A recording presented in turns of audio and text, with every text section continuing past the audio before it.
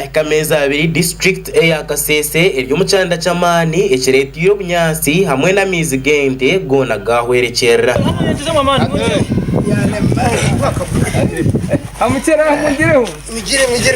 uryo muhezi wa RDC ahabwa district ya Kasese kandi urukurishaza irya Bukonzo West Lieutenant Mate Magwara utayayire byanyeta ryemwe nemwe omucangeki nagira ngo bwahati egombore ya Nyakatonze tekine nango n'uburya kubitondo rya mizi nango n'ubukakubakaragarikira ko bunyasi bw'amatungo ubwo ari kugira ngo bwahati gona gahwira hamagufagaza kufakwaho. This gives us another challenge, the temptation by pastoralists, for example, to want to go to water the cows from Lake Edward, which is only 4 kilometers from where we are standing now. Abarisa batari bamwe na bamwe omucangeki nabagira nkwihe cyande kitandika omucwekeki amatagaruka mwaga kacendera kandi ubwo tiro kugira ngo abantu abinji batunge ente okubasa kwihemwa ko bateye ko munda hamwe na kubasigaza kwebikira. There are those who have like 20, there are those who have 50, but at this time, like the person who was having like 20 animals,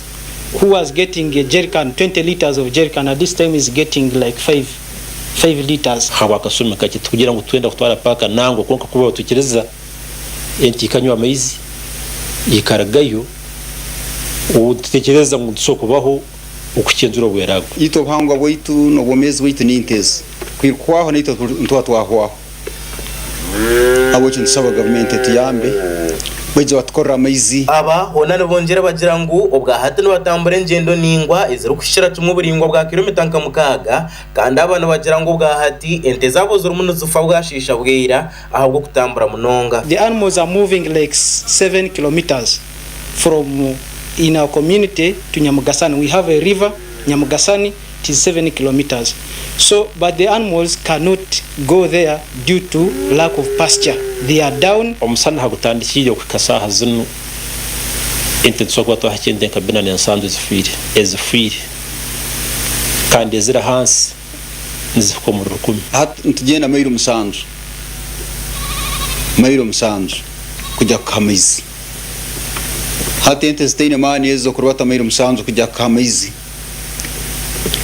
ubwahata bariso mucwekeki n'abatera Ministry ya Agriculture and Animal Husbandry okubasa kubano barugayo kandi bakajira kuba bakwatiraho ubwo bari kugira ngo bwahati embere gumere nebambi kandi nabagendera harutezyo n'amatungo gabo. Our appeal goes to the government that if they can actually give us the access, if they can give us the access water here, Wua Lake Edward is like in 4 kilometers here. If they give us access to water such that our animals should not die away. Uryo muhezi wa mukuru wa district ya Kasese ham atuhire nagira ngo bwahatu bonka kachiko ka district barimo bakora bucweka ihembe ukorebeka ngo batahemiringo yona yabarisa bakubasa kutunga mu mezi ombyange ebyo ebitirwe cyanda. As government, we have advised ministry to get us some funds and see how best we can either tap water from Nyamugasani or have a solar powered well from those valley tanks. If we can now pump water from underground to be put in the valley tanks, maybe it can serve. Uryo muhezi wa RDC ahabwa district ya Kasese arukugamba hanshongeji na munonga yibura rya mizi nagira ngo bwahate mhanda ya mizi gabiri ngarabamu okuzo mu ibiciro ryago okugira ngo abaturage batanduko gakoreso kuhereza amatungo gabo ubwahati abakozi ba government abiyabiretire kugira ngo bombe korutindo bakacinga njo kiretire ibura rya mizi ryayo yongera umwanyogo ogu ubwahati nahamiza abaturage hamwe n'abarisa boda okugira ngo bagira masiko ahabwo kugira ngo amizi agabire ngaraba kanyambara eshaha yona ngije kuraragiye gururwa umbwire butari bwahari. The options we have as of now is to assure passage of water through the channel beginning today to these valley tanks, then to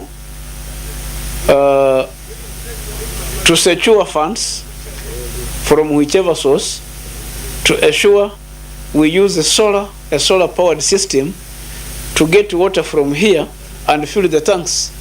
That is a mitigative measure so that in the future we don't have to depend on rainfall and on the water flowing through the other channel. Amakuru nugoreka ngo bwahati ente z'uru kurengera 180 nizo zabase kuba nizufa ombwire bw'esande ibiri kandi kikiretira barisabona bayemereza imituma ubwo barkwera kirangwe ente zabo zona zaza kufa zahwaho. A simple tally made indicates that over 470 cows have so far died in the past 2 weeks. Dasha kwa Mhindo Gerard ahabwa Sky TV agenshonga.